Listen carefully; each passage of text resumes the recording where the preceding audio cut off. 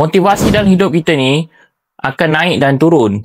So, kalaulah kita nak bergantung kepada motivasi semata-mata, akan ada masa kita akan buat kerja dengan semangat. Akan ada masa kita akan buat kerja dengan tak ada semangat. Sebenarnya, nak berjaya ni, kita kena ada clarity, kejelasan tentang hala tuju hidup. Bukannya hanya tahu nak cari motivasi, hanya tahu nak bersemangat.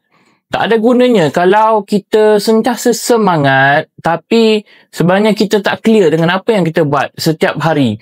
Maksudnya bangun pagi, terus pergi kerja, rasa busy, rasa macam dah buat banyak benda tapi hidup tetap sama.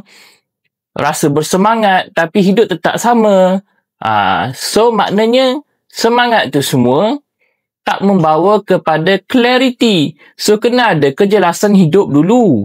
Barulah kita akan kekal konsisten.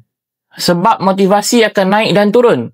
Tapi kalau kita jelas dengan apa yang kita nak capai, walaupun motivasi tu tengah down, kita tetap tahu apa yang kita nak buat.